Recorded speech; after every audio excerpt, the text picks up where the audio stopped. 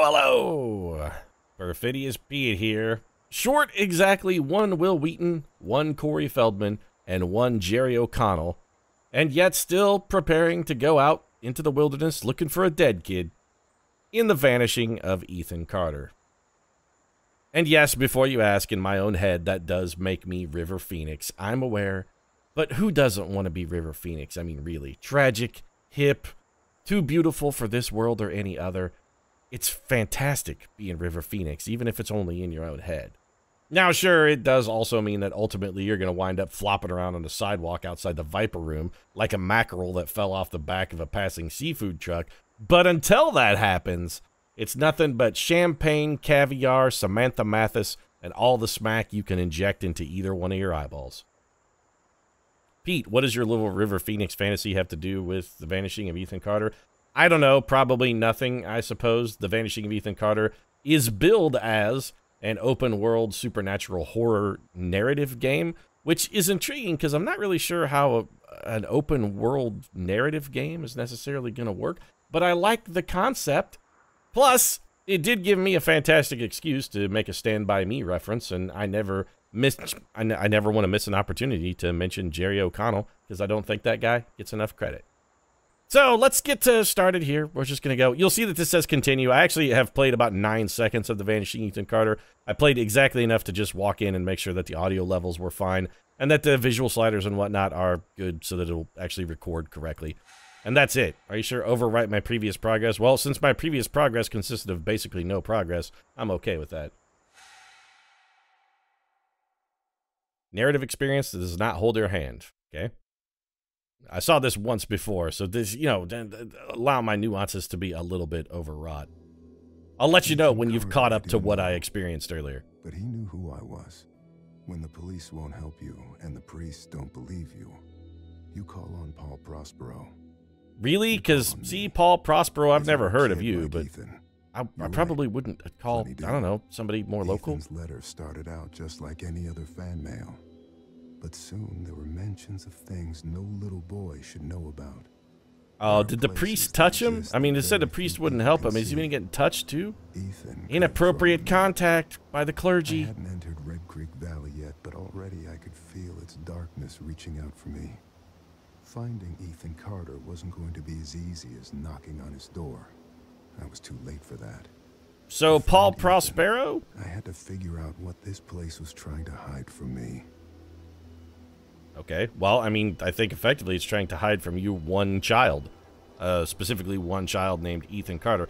Also, how come Paul Prospero's opening narrative sounded like a little bit like the opening line to the television show, what was that called? The Enforcer, was it? I can't remember. It's the one that Denzel Washington did the remake of recently. Was it The Enforcer? When the police can't help you, when you can't find anyone to turn to, and the clergy is useless, you might find the Enforcer. Alternatively, I suppose you could hire the fucking A-Team, because they also would be good. This is neither the A-Team nor the Enforcer, and okay. I mean, this game is strikingly beautiful. Well done on the visuals of the astronauts. This environment is striking. Look at this. This is gorgeous. So, we're walking down the train tracks, which I'm walking down train tracks looking for a dead kid. Damn, the Stand By Me meme continues nonstop here. Down the railroad tracks. Well, I mean, first thing I'm going to do when confronted with any new open world game is see how fucking open world it is. Can I bail out on the entire narrative and just run down this tunnel to the other end? Can I jump? I cannot jump. I appear to be able to sprint with left shift. Been playing a lot of PUBG, so that was the first thing I went to. Okay. Do I have any other controls or buttons? No, I got... Whoa, I got like... Oh, Doom Zoom vision. Oh, I got that shining thing. Put me on a dolly and run me down. It makes the hallway look longer as you slide me on a dolly down the hallway, and I will slowly widen the focus as I go, and we're going to get that Doom Zoom where it makes it look like the tunnel gets longer. Look. Oh! It works, you know, not as well in a video game environment. So am I just going to hit an invisible wall back here when I get to the white? Nope, there's stuff. Sweet, they're going to let me. Very clever game. All right. So, you know what? The Astronauts Props is a game development company. You didn't hit me with the invisible wall. I hate invisible walls in video games. Don't use that mechanic. This mechanic, where I run through the tunnel and just come back out where I came in the first place, that's much better. That's much better. Plus, now I've got that weird supernatural creepiness sort of immediately enthused in me. I also get an achievement for that, by the way. But I've got that innate supernatural feel. Be like, now I'm in a place that's inescapable. Suddenly I've gone through into the Twilight Zone, and now I got to stand around looking for Rod Serling quietly in a corner offering some narration and smoking a cigarette. So, you know, let's go see if we can find Rod Serling. Or alternatively, you know, we can look for that dead Chambers kid. Or, you know, maybe threaten Ace with a pistol. Jay-Z 391393. It's the title of Jay-Z's new album. 391 over 393. The new album this fall by Jay-Z. People are like, big Jay-Z, man, hey, what's the title mean? 391 over 393? Jay-Z's like, hey, man, that's the number of times I did cheat on Beyonce versus the number of times I could have cheated on my girl, Beyonce. Twice, I had the guts to say no. Mostly because, you know, Lady Alphen was, well, she was not attractive, and Jay-Z said, nah, baby, not this time. I got to stay loyal to my one true love, Queen Bey. It's the worst Jay-Z impression of all time, by the way. So let's wander around and start looking for a body. If Stand By Me has taught me anything, it's that I need to wade through a giant puddle filled with leeches first and rip one off my own testicles before I'm going to find them. Now, admittedly, that sounds unpleasant, but I suppose it's not the end of the world. Also, you know one thing I always had a question about with that movie, Stand By Me? How come it's never explained how that kid died? It's just, the whole premise is, and also it's true for the short story The Body, too, which is the Stephen King work that movie is based off of. But the kid just goes out to, like, pick blueberries or some shit, and then suddenly he's dead. It's never explained how he actually died. Is that a thing that normally happens? You go out into the woods to pick some blueberries, and then you just drop dead? And why was a kid in such tenuous health that he could literally drop dead at any moment? Why did his parents let him wander out into the middle of nowhere to fucking pick blueberries? And also, why so fucking far away? Because remember, Jerry O'Connell, Corey Feldman, River Phoenix, and Will Wheaton had the fucking camp on the way to where that kid's body was. They walked for 2 goddamn days. It's no wonder that kid died. He was all out there in the wilderness alone for 2... Oh, wait a minute. I think I maybe just answered my own question of how that kid actually died. He died of exposure, right? 2 days, alone, unhealthy kid out there in the wilderness with no kind of support, no food, no water. He died of exposure. Well, okay, I guess you saw it here first. Oh, what the fuck? Okay, that scared the holy living shit out of me. Solve one mystery and a new mystery pops up. This says the word sense. What does that mean? Hold left. Okay. What does this do exactly? Alright, I've got like, I don't know what this is. Some kind of rift into... Okay, I mean, it goes away if I let go. Can I... So we literally just have the 2 controls. I can't jump. I can sprint. I can look at things. And I can do whatever the shit this is. What? I don't understand what's going on with this. It's like a picture? It looks like we've got a portal gun, but maybe that portal gun is malfunctioning. Also, I'm wondering if I can fall in those traps and die.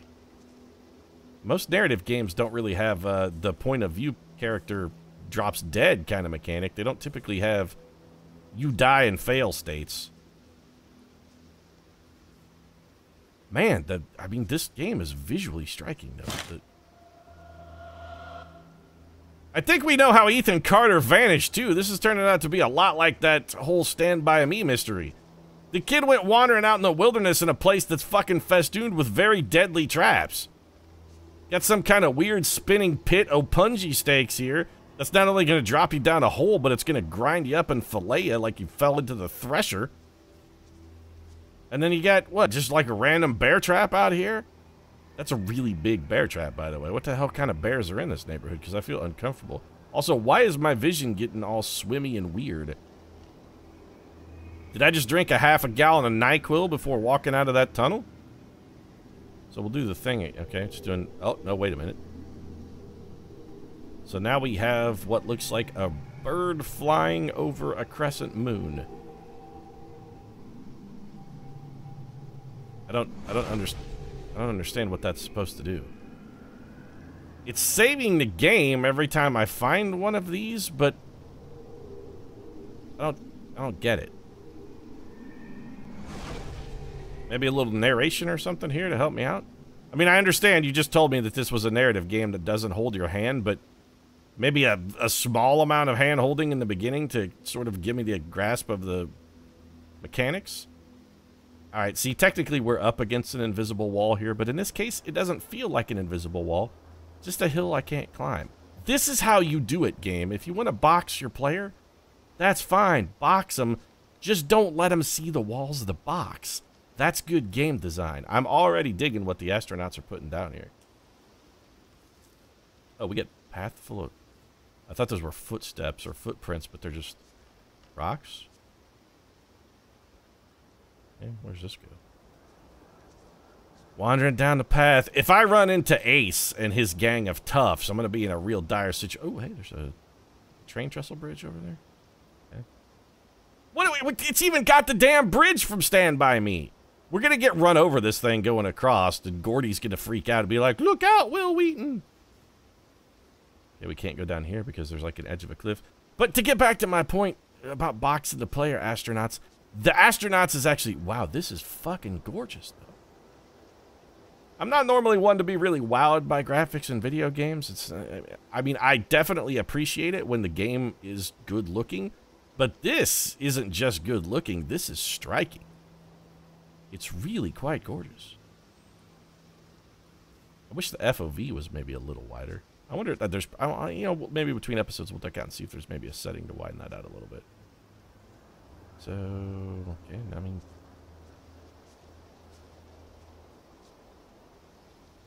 Bridge closed. Do not enter. Alright, you know, I'm nothing if not obedient. Got a rock fall over here. Well, okay, here's where Ethan Carter vanished. Then he get crushed underneath the rocks.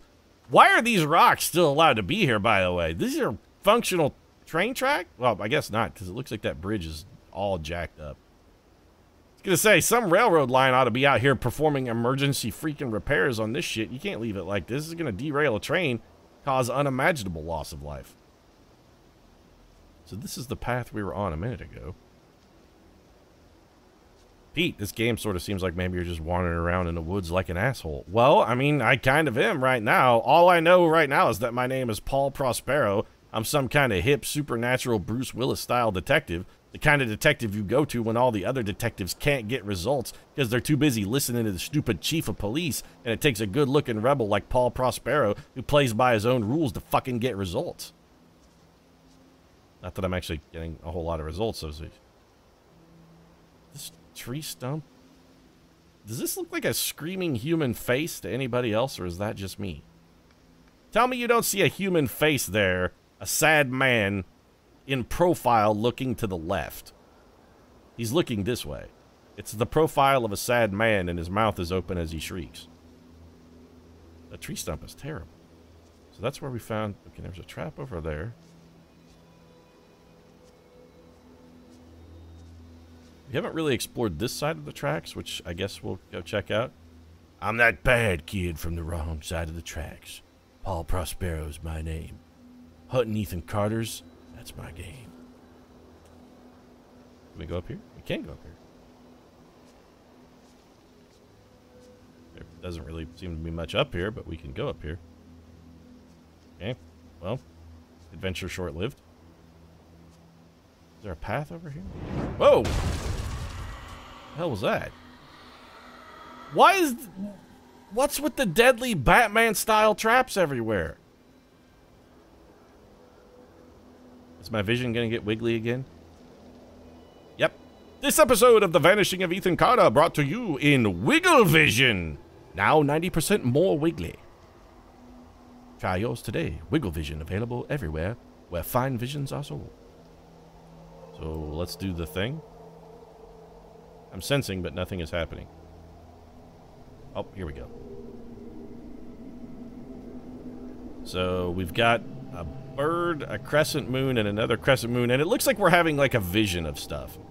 So Paul Prospero, psychic detective, has got to wander around and touch enough things until we get a vision of something? Okay, I mean, I suppose we can do that. Keep wandering around here.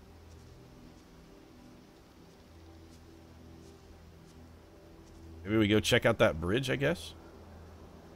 Doesn't really seem to be much up in this region. Well, there's some kind of trap. Can I go around that?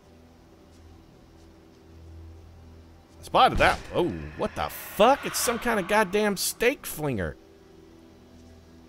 Ethan Carter didn't vanish. He just got murdered by whatever fucking weird-ass Jigsaw Man is setting up these deadly traps out here in the middle of the forest.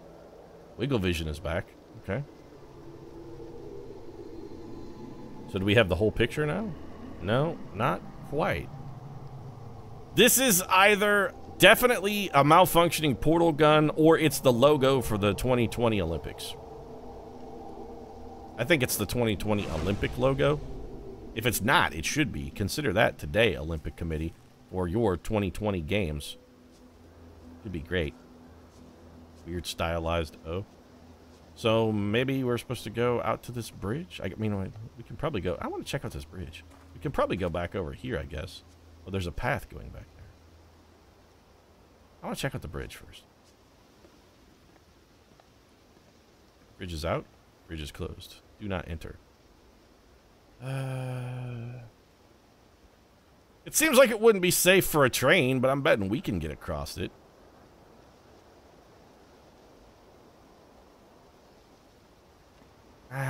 No, it seems like... Okay, we're going back. I want to check out... But I'm sorry, this is just the completionist in me. I want to look at everything and go everywhere. This is a problem I have with open world games. I can't say no to side quests or unexplored areas. I got to touch all the stuff. This is why they don't like me going into department stores or places with fine breakables, because I want to touch all the things. It's also why I'm permanently banned from 9 art museums. Please, sir, don't touch the paintings. They're very delicate. I'm just over there groping at them like a Neanderthal. Oh, wait, there's something. Okay. This is a significant area over here, which is probably why the path was here, to try and... Wait, what's up here? To try and encourage us to go this way?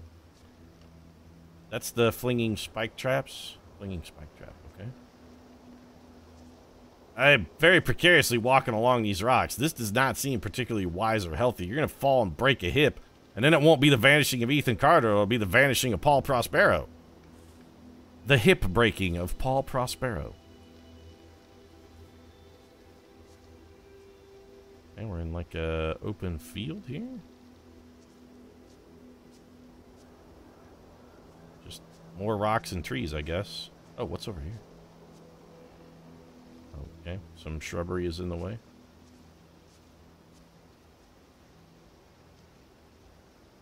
Hill gets too steep.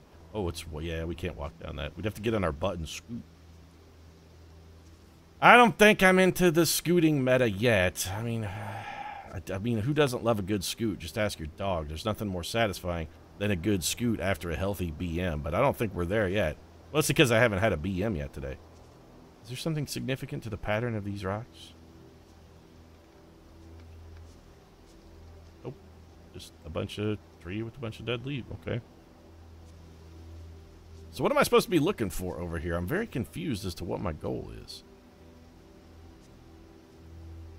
More rocks, more trees, more hill. We don't want to go down. Got some, what is this, foxglove? No idea what that is. Okay, we're back to where we started because there's another trap. Oh, shit! That one I did not see. So is it another spike flinger? Why is this shit here? Got like a weird swinging deadfall trap, spike flinging shit everywhere. Wiggly Vision in full effect. That's right, The Vanishing of Ethan Carter in theaters this fall. Now in Wiggly Vision. I don't know about you, but I'm really excited for Wiggly Vision. So what does this do? We have a complete picture now? The aperture science... Whoa. Wait a minute.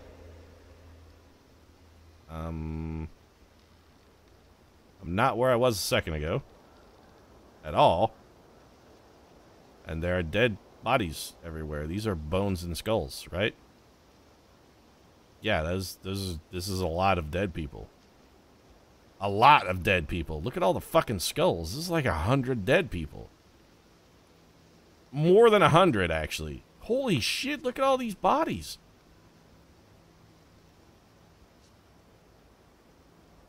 How many skulls are just like, if we don't move the camera, what are we looking at? 5, 6, 7, 8, 9, 10, 11, 12, 25. There are like 40 dead people. There are like a couple hundred bodies back here.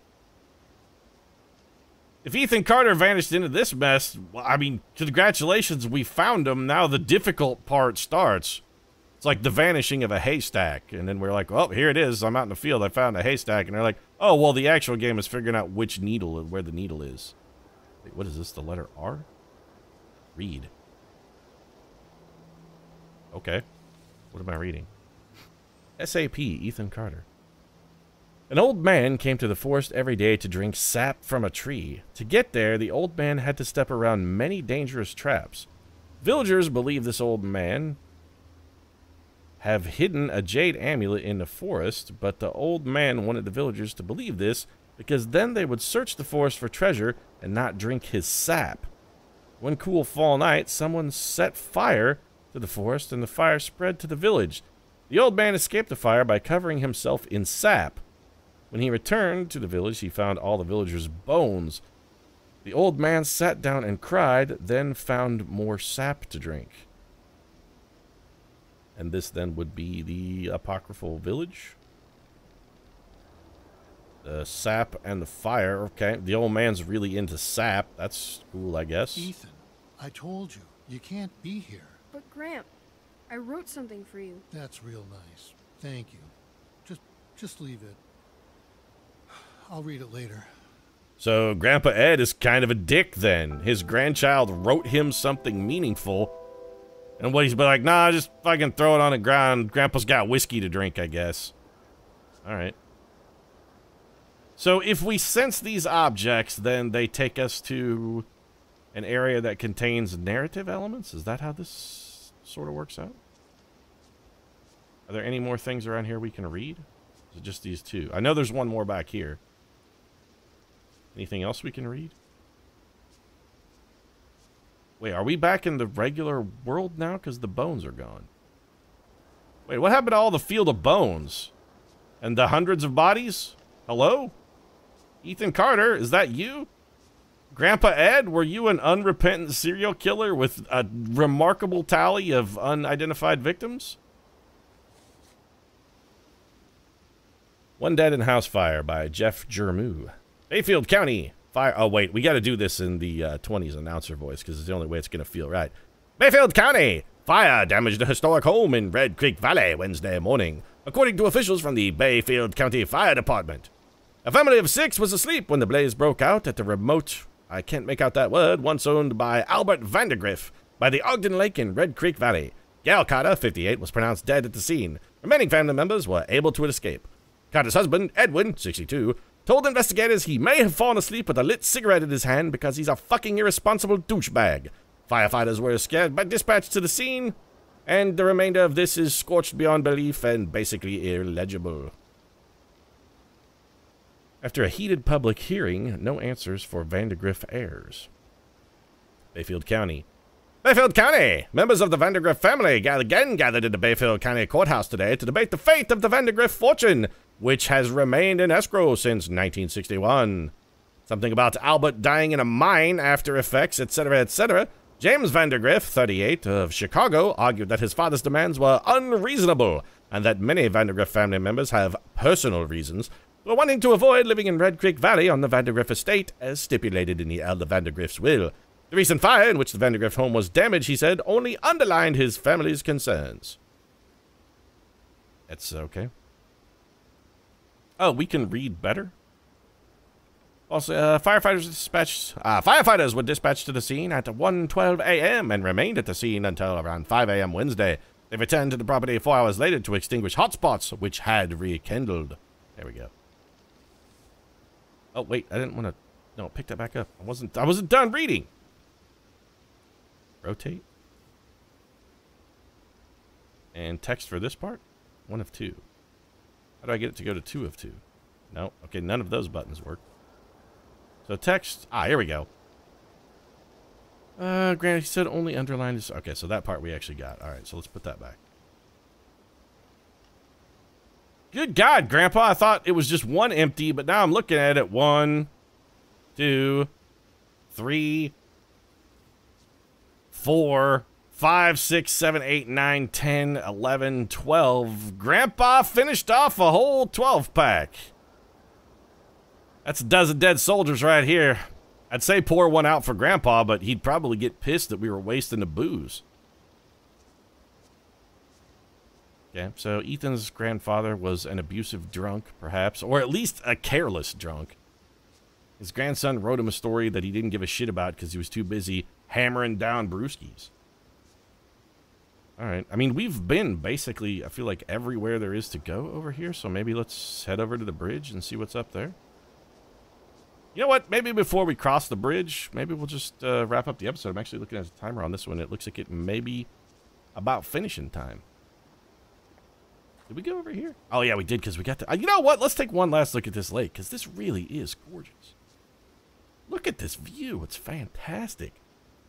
And on this fantastic view and well away from the memory of our bitter, drunken, 12-pack pounding grandfather, I think I am going to wrap this one up. If you enjoyed this episode, feel free to drop a like down in the comment section, of course. Your support does really mean a lot. If you'd like to see more of what's in store for old Ethan Carter and get a few more of the dankest Stand By Me references you'll ever hear, might consider subscribing as well. Post new episodes of Ethan Carter every Monday, Wednesday, and Friday. Right now, thanks very much for watching. I'll see you again soon.